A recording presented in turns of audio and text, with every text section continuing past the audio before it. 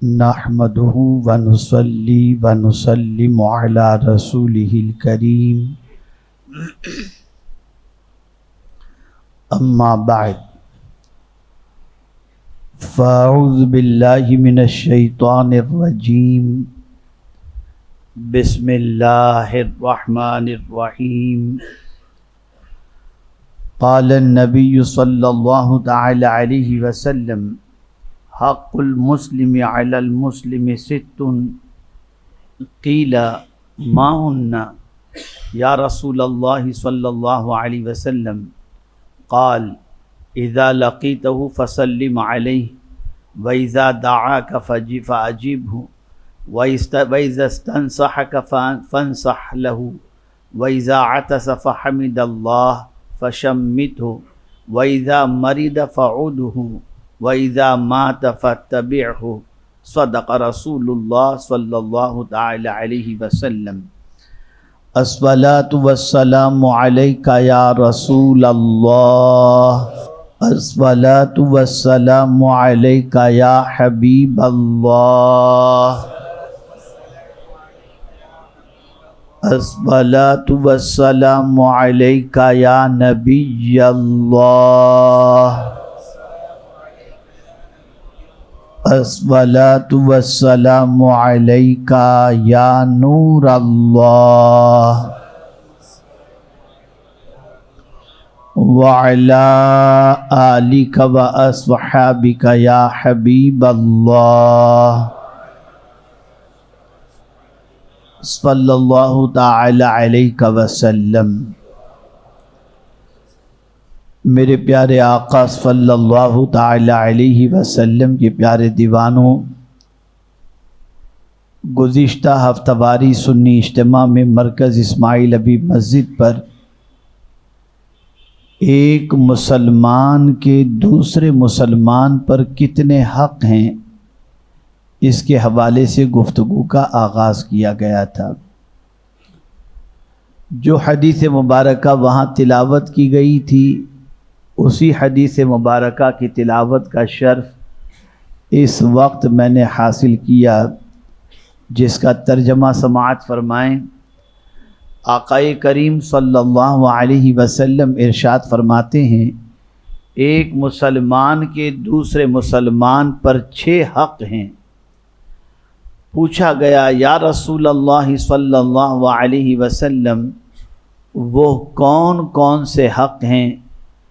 تو آقا کریم صلی اللہ علیہ وسلم نے فرمایا، جب تو اسے ملے تو السلام علیکم کہہ، اور جب وہ تجھے دعوت دے تو اس کی دعوت قبول کر، اور جب وہ تجھ سے خیر خواہی طلب کرے تو اس کی خیر خواہی کر، اور جب اسے چھینک آئے تو یرحمک اللہ کہہ، اور جب وہ بیمار ہو تو اس کی عیادت کر، اور جب وہ مر جائے تو اس کے جنازے میں شامل ہو۔ یہ 6 حق ایک مسلمان کے دوسرے مسلمان پر ہیں۔ یاد رکھیں، مسلمان ہونے کی حیثیت سے جس طریقے سے شادی ہوتے ہی بیوی کے حقوق ایک شوہر پر آ جاتے ہیں، ایسے ہی ایک مومن کا حق دوسرے مومن کے اوپر کیا ہے اسے رسول اعظم صلی اللہ علیہ وسلم نے بیان فرمایا۔ پہلا حق جیسا کہ آپ نے سنا، ملیں، ایک مسلمان سے ملاقات ہو تو پہلے سلام کریں۔ یہ سلام کرنا یہ ایک مسلمان کا دوسرے مسلمان پر حق ہے، اور اس کی تفصیلی گفتگو گزشتہ ہفتہ واری سنی اجتماع میں مرکز اسماعیل حبیب مسجد پر ہو چکی ہے۔ آج کی میری گفتگو کا موضوع ہے بیمار کی عیادت۔ یہ بھی ایک مسلمان کا حق ہے کہ جب مسلمان بیمار ہو تو اس کی عیادت کے لیے جانا، اس کی مزاج پرسش کے لیے جانا، اس کی طبیعت پوچھنے کے لیے جانا۔ میرے پیارے آقا صلی اللہ تعالی علیہ وسلم کے پیارے دیوانوں، اگر میں اس کی فضیلتیں آپ کے سامنے بیان کروں تو آپ خود محسوس کر سکیں گے کہ ایک بیمار کی طبیعت پوچھنے جانا، مزاج پرسش کے لیے جانا، عیادت کے لیے جانا، یہ کتنی بڑی نیکی ہے۔ آج ہمارے یہاں مزاج یہ ہے کہ لوگ بیمار کی طبیعت پوچھنے نہیں جاتے، اور بعد میں جب وہ تندرست ہو کر کے آ جاتا ہے تو کہتے ہیں مجھے پتہ چلا تھا آپ بیمار تھے لیکن سوچا آپ کو ڈسٹرب نہیں کروں۔ کتنا اچھا بہانہ ہے، بیمار کو ڈسٹرب نہ کرنے کا بہانہ بنا کر اپنی چھٹی کر لی۔ وہ یہ نہیں کہتا کہ مجھے فرصت نہیں تھی، وہ یہ نہیں کہتا کہ میں نے نہ چاہا کہ آپ کی مزاج پرسش کروں، لیکن سیدھا سا کہہ دیتا ہے میں نے سوچا آپ کو ڈسٹرب نہیں کروں۔ یہ ڈسٹرب کرنا نہیں ہے۔ آپ کو اگر بتاؤں کہ بیمار کی عیادت کتنی بڑی فضیلت ہے تو خدا کی قسم کوئی بندہ صبح اس حال میں کرے ہی نہیں، وہ صبح اٹھتے ہی پہلے تلاش کرے کہ کوئی بیمار ہو تو جا کر میں اس کی طبیعت پوچھ لوں۔ میرے پیارے آقا صلی اللہ تعالی علیہ وسلم کے پیارے دیوانوں، آقا کریم صلی اللہ تعالی علیہ وسلم نے اس کے بارے میں ارشاد فرمایا۔ حضرت ابو موسیٰ رضی اللہ تعالیٰ عنہ سے روایت ہے کہ رسول اکرم صلی اللہ علیہ وسلم نے فرمایا اطعم الجائع وعود المریض وفک العانی۔ آقا کریم صلی اللہ علیہ وسلم ارشاد فرماتے ہیں کہ بھوکے کو کھانا کھلاؤ، یہ بخاری شریف کی حدیث ہے، بھوکے کو کھانا کھلاؤ اور مریض کی عیادت کرو اور قیدیوں کو چھڑاؤ۔ بیمار کی عیادت کرنے کا حضور حکم دے رہے ہیں، بھوکوں کو کھانا کھلانے کا حکم دے رہے ہیں اور قیدیوں کو چھڑانے کا حکم دے رہے ہیں۔ میرے پیارے آقا صلی اللہ تعالی علیہ وسلم کے پیارے دیوانوں، رسول گرامی وقار صلی اللہ علیہ وسلم نے ارشاد فرمایا کہ جو مریض کی عیادت کرتا ہے، یعنی بیمار سے اس کی طبیعت پوچھنے کے لیے جاتا ہے، تو آسمان سے ایک منادی یہ ندا لگاتا ہے۔ کیا ندا لگاتا ہے؟ تجھے بشارت ہو، تیرا چلنا اچھا اور تو نے جنت کی ایک بڑی منزل پا لی ہے۔ یعنی اگر کوئی بیمار کی عیادت کے لیے جاتا ہے، اس سے پہلے کی حدیث کا ٹکڑا یہ ہے کہ جب کوئی بندہ بیمار کی عیادت کے لیے جاتا ہے تو آقا کریم صلی اللہ علیہ وسلم فرماتے ہیں وہ جنت کے راستے پر ہے یہاں تک کہ وہ لوٹے۔ یعنی جتنے قدم وہ چل رہا ہے وہ صرف بیمار کو دیکھنے نہیں جا رہا، بلکہ حضور فرماتے وہ جنت کے راستے پہ جا رہا ہے، وہ جنت کا راستہ ہے۔ اور میرے پیارے آقا صلی اللہ تعالی علیہ وسلم کے پیارے دیوانوں، اور اس مریض کی عیادت کے لیے جانے والے کے بارے میں فرشتہ یہ کہتا ہے تجھے بشارت ہو، تیرا چلنا اچھا اور تو نے جنت کی ایک بڑی منزل پا لی ہے۔ پتہ چلا بیمار کی عیادت کوئی معمولی نیکی نہیں ہے، بہت بڑی نیکی ہے، بہت بڑی نیکی ہے۔ میرے پیارے آقا صلی اللہ تعالی علیہ وسلم کے پیارے دیوانوں، آقا کریم صلی اللہ علیہ وسلم راوی ہیں اور رب قدیر جل جلالہ کا ارشاد نقل فرماتے ہیں کہ قیامت کے دن اللہ عز و جل ایک بندے سے فرمائے گا کہ میرے بندے میں بیمار تھا تو میری مزاج پرسش کو نہیں آیا؟ اللہ فرمائے گا تو وہ بندہ عرض کرے گا مولا تو تو ساری کائنات کو شفا دینے والا ہے، تو بیمار کیسے؟ تو اللہ عز و جل ارشاد فرماتا ہے وجدت عنده، اگر تو بیمار کی عیادت کے لیے جاتا تو اس کے پاس تو مجھے پا لیتا۔ یعنی اگر کوئی بیمار کی طبیعت پوچھنے جاتا ہے تو آپ یہ سوچیں کہ خدا کو پانے کا ایک مقام وہ بھی ہے کہ جب تم بیمار کی عیادت کے لیے جا رہے ہو، ادھر تم بیمار کی طبیعت پوچھ رہے ہو، اور اس کے پاس اللہ عز و جل کی رحمت تمہارا استقبال کرنے کے لیے تیار۔ میرے پیارے آقا صلی اللہ علیہ وسلم کے پیارے دیوانوں، ایسے ہی پیاسے کے بارے میں فرمائے گا، بھوکے کے بارے میں اللہ فرمائے گا کہ میں پیاسا تھا تو نے مجھے پانی نہیں پلایا، میں بھوکا تھا تو نے مجھے کھانا نہیں کھلایا۔ وہ بندہ عرض کرے گا مولا تو ان ساری چیزوں سے پاک ہے۔ رب ارشاد فرمائے گا اگر تو اس بھوکے کو کھانا کھلاتا تو اس کے پاس مجھے پا لیتا، اور اگر تو پیاسے کو پانی پلاتا تو اس کے پاس تو مجھے پا لیتا۔ آپ کیا سمجھتے ہیں بیمار کی عیادت کوئی معمولی چیز ہے؟ ایک یہاں اور کریکشن کر دوں، بہت سارے لوگ بیمار کو دیکھتے ہیں تو یقیناً یہ سوچتے ہیں کہ شاید کوئی گناہ کی سزا ہے یا کیا ہے، اور بیمار بھی کبھی کبھی اپنے آپ کو بہت زیادہ نروس کر لیتا ہے۔ فرمایا گیا کہ اللہ عز و جل کوئی بیماری ایسی ہے ہی نہیں جس کے سبب سے اس بیماری پر صبر کرنے والے کو اللہ تعالیٰ اس کے گناہوں کو معاف نہ فرماتا ہو۔ یہاں تک کہ چھوٹی سی چھوٹی بیماری بھی اگر ہے تو اس بیماری پر اگر اس نے صبر کیا تو اللہ تعالیٰ اس کے گناہوں کو معاف فرما دیتا ہے۔ اور کبھی کبھی تو ایسا ہوتا ہے کہ اللہ نے کسی بندے کا کوئی مقام لکھ دیا ہوتا ہے کہ اس بندے کو مجھے اس مقام تک پہنچانا ہے، اور وہ بندہ عبادت و ریاضت بھی کرتا ہے، تقوی و طہارت بھی اختیار کرتا ہے، تہجد بھی کرتا ہے، لیکن اس مقام تک نہیں پہنچ پاتا تو اللہ اسے مصیبت میں گرفتار کر دیتا ہے۔ حضور فرماتے ہیں اب مصیبت پر جب وہ صبر کرتا ہے تو اللہ تعالیٰ اسے وہ مقام عطا کر دیتا ہے جو مقام اس کے لیے لکھا گیا تھا۔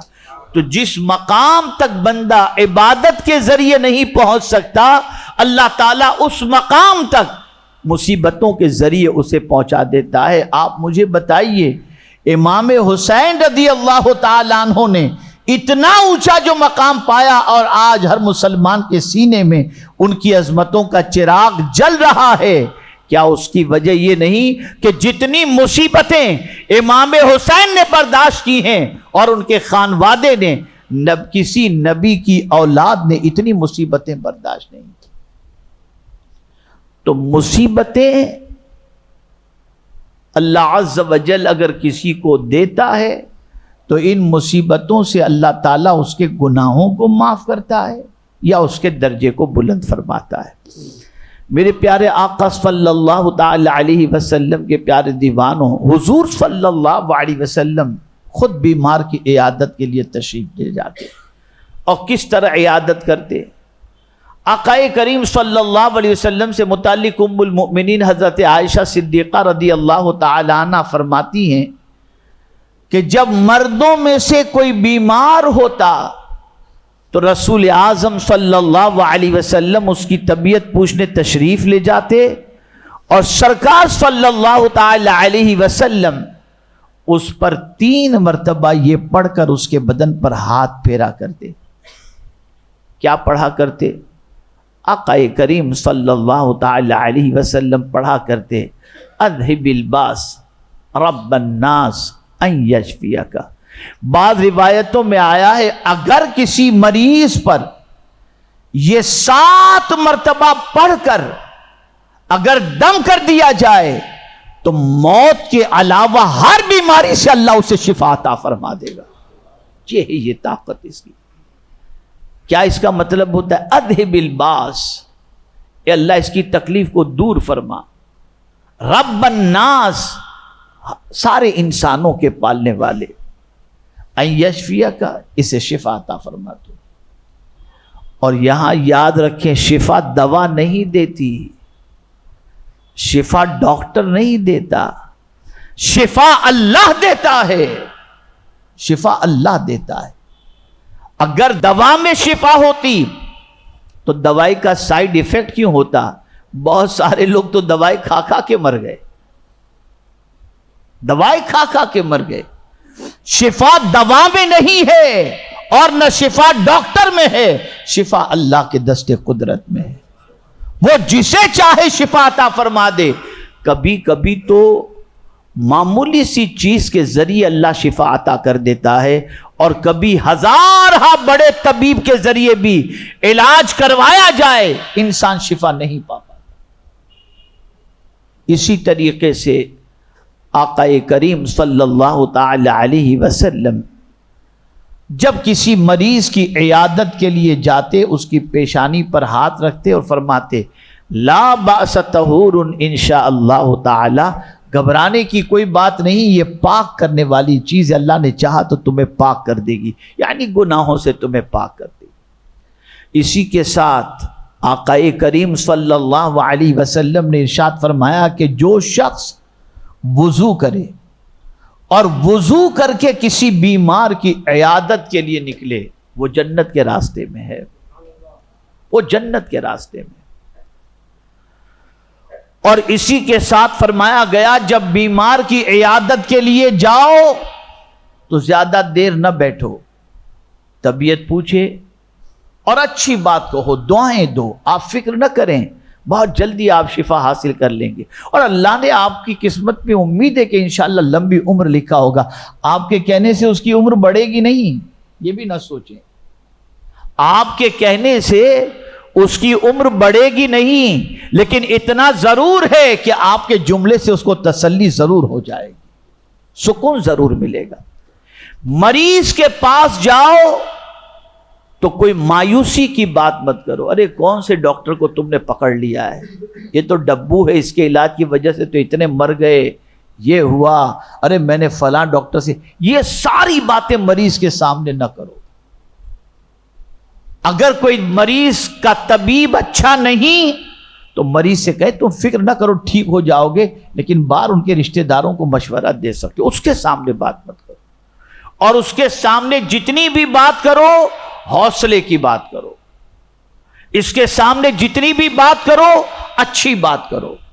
اور جب تک تم اس کے پاس کھڑے رہو گے اللہ کی رحمت کے فرشتے تمہارے لیے دعائیں مغفرت کرتے رہیں گے. یہ معمولی کام نہیں، یہ حق ہے ایک مسلمان کا. اور پھر یہاں یہ بھی بتا دوں، مریض مسلمان ہو لیکن یہ نہیں کہا گیا کہ مالدار ہو تو پوچھنے جاؤ اور غریب ہو تو مرنے دو اس کو. جیسا کہ ایک مالدار بیمار ہو تو پوری بستی امٹ پڑتی ہے، اور غریب موت کی ہچکیاں لے رہا ہو تو کوئی جا کر پوچھنے والا نہیں ہو. یہ حال ہم نے دیکھا ہے. اگر کسی غریب مسلم کو بیماری کے حوالے سے آپ تک بات پہنچی کہ وہ بیمار ہے اور آپ جا سکتے تھے اور نہیں گئے تو آپ نے اس کا حق مارا ہے. قیامت کے دن وہ آپ کے خلاف مقدمہ دائر کر سکتا ہے، اس کا حق ہے، اسے آپ کو ادا کرنا چاہیے. اور یہاں یہ بھی بتا دوں کہ صرف مریض کی طبیعت پوچھنے نہیں جانا، دیکھو یہ مریض کس قسم کا ہے. کچھ مریض ایسے بھی ہوتے ہیں جو غیرت مند ہوتے ہیں اور غریب بھی ہوتے ہیں، علاج و معالجہ کرانے کی طاقت نہیں رکھتے، ان کے پاس کیپیسٹی نہیں ہوتی، لیکن خوددار اتنے ہوتے ہیں کہ کہہ بھی نہیں سکتے کسی سے.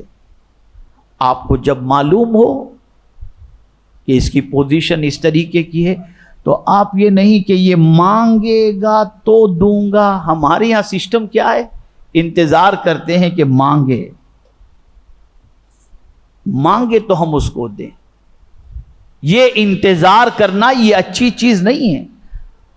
آپ کو خبر ہو کہ یہ مریض بیمار ہے اور غیرت مند ہے، اپنی غیرت کی وجہ سے نہیں کچھ کہہ سکتا، تو جب آپ عیادت کے لیے جاؤ تو چپکے سے اس کے تکیے کے نیچے اس کے ہاتھ میں کچھ رکھ کر کے چلے آؤ. اور پھر خدا کی قسم جب وہ تمہارے لیے دعا کرے گا، حضور فرماتے ہیں اس کی دعا پر فرشتے آمین کہتے ہیں، اس کی دعا پر فرشتے. اسی لیے فرمایا گیا مریض خدا سے قریب ہوتا ہے. اسی لیے اللہ والے مرض جب آتا تھا نا تو مطمئن ہو جاتے تھے، خوش ہو جاتے تھے کہ چلو گناہ دل، حالانکہ انبیاء کے گناہ کا تو سوال ہی نہیں ہوتا ہے، اللہ تعالیٰ ان کے درجات بلند فرماتا ہے. یہاں مجھے ایک واقعہ یاد آ رہا ہے، میں تھوڑا سا اس کو اور سمجھا دوں۔ مریض کو صرف دعا دینے نہ جاؤ، مریض سے سرکار نے فرمایا دعا بھی لو، کہ اس کی دعا پر فرشتے آمین کہتے ہیں۔ تو جب مریض کے پاس جاؤ اور اس کو تسلی جب دو، اس کو جو ہے وہ حوصلے کی باتیں جب کہو، تو اس سے یہ بھی کہو میرے لیے بھی کچھ دعا کر دیں۔ وہ اگر خالی اتنا کہہ دے اللہ آپ کا بھلا کرے، اللہ آپ کو اجر عطا فرمائے، اس کی دعا کی وہ تاثیر ہے کہ حضور فرماتے ہیں کہ کچھ لوگ ایسے ہیں جن کی دعا اللہ رد نہیں فرماتا، ان میں سے بیمار کی دعا بھی اللہ رد نہیں فرماتا، قبول فرماتا ہے۔ تو ہم تو چلے تھے دعا دینے کے لیے، ہم تو چلے تھے اب اس کا بھلا کرنے کے لیے، لیکن اس کے پاس جانے کے عوض میں اللہ نے ہمارا بھلا کر دیا، اللہ نے ہمارا بھلا کر دیا۔ میرے پیارے آقا صلی اللہ تعالی علیہ وسلم کے پیارے دیوانوں، بہت فضیلت ہے مریض کی عیادت کی۔ میں ایک واقعہ عرض کر دوں، وقت اتنا نہیں، کوشش کرتا ہوں جلدی سے ختم کر دوں اس کو۔ ایک شخص کی شادی ہوئی، وہ بھی ولی کامل، ان کی بیوی بھی ولیہ، دونوں ولایت کے اونچے مقام پر فائز تھے۔ کچھ دنوں کے بعد شوہر نے کہا، یعنی 45-50 دن شادی کو ہو گئے ہوں گے، تو شوہر پہلے ہی سے جو ہے وہ ولایت کے مقام پر فائز تھے، عورت بھی ولایت کے مقام پر فائزہ تھی۔ تو 45 دن گزرے تو شوہر نے کہا میں سوچتا ہوں تمہیں طلاق دے دوں۔ بیوی سمجھدار تھی، بیوی نے کہا کہ آپ کوئی ایسی چیز یقیناً مجھ میں دیکھے ہوں گے جس کی وجہ سے مجھے طلاق دینے کے لیے آپ تیار ہوئے، لیکن مجھے اتنا بتا دیجئے کہ میرا جرم کیا ہے تاکہ میں اپنا کریکشن کر لوں۔ کہا ایسا ہے کہ 40 روز ہماری شادی کو ہو گئے، اور اس 40 دن کے اندر میں نے تم کو کوئی بیماری میں گرفتار نہیں دیکھا، کوئی تکلیف میں نہیں دیکھا، اور اللہ جس بندے سے محبت کرتا ہے اس کو 40 دن میں کوئی نہ کوئی تکلیف میں گرفتار کرتا ہے۔ تو مجھے لگتا ہے اللہ تم سے محبت نہیں کرتا، اس لیے 40 دن میں کوئی تکلیف تم پر نہیں آئی، تو میں چاہتا ہوں کہ تمہیں طلاق دے دوں، اس لیے کہ اب اللہ جب تجھ سے محبت ہی نہیں کرتا تو میں کیا تیرے ساتھ زندگی گزاروں۔ وہ کہتی آئیے کمرے میں لے گئی، اپنا قمیض اوپر کی تو پیچھے اتنا بڑا زخم تھا کہ وہاں سے کیڑے نکل رہے تھے۔ شوہر نے دیکھا تو کانپ گیا، کہا یہ تکلیف کب سے تم سے؟ کہا شادی کے بعد سے۔ کہا تم نے مجھے بتایا نہیں؟ کہا اس لیے کہ میری محبت میں کہیں آپ اللہ کی یاد سے غافل نہ ہو جائیں، اس لیے میں نے نہیں بتایا۔ اس نے کہا اب مجھے کوئی غم نہیں، یقیناً اللہ تجھ سے محبت فرماتا ہے۔ یہاں بتانا یہ مقصود ہے کہ اگر تکلیف آئے تو یہ نہ سمجھنا کہ اللہ ہم سے ناراض ہے، اللہ جس بندے سے محبت کرتا ہے اسے تکلیف میں گرفتار فرماتا ہے، اس لیے کہ تکلیف میں فائدہ ہے، گناہ معاف ہوتے ہیں، درجات بلند ہوتے ہیں۔ یہاں تک فرمایا گیا چونٹی بھی اگر کاٹے نا تو اس سے بھی اللہ گناہوں کو معاف فرماتا ہے۔ تو بیماروں کی عیادت کیا کرو، بہت بڑی نیکی ہے۔ مسجد میں جانا جس طریقے سے جنت کے راستے پر چلنا ہے، علم حاصل کرنے کے لیے جانا جنت کے راستے پر ہے۔ جہاں پتہ چلے فلاں مومن بیمار ہے، جاؤ اس سے دعا کراؤ، اور اس کی دعا پر اللہ عز و جل کے معصوم فرشتے آمین کہتے ہیں۔ اللہ تعالیٰ ایک مسلمان کا جو حق ہم پر ہے اسے ادا کرنے کی توفیق نصیب فرمائے، اور غریب ہو یا امیر ہو ہر ایک کی بیمار پرسی کرنا یہ ہماری ذمہ داری ہے۔ اللہ تعالیٰ ہم سب پر کرم کی نظر فرمائے۔ وما علینا الا البلاغ المبین۔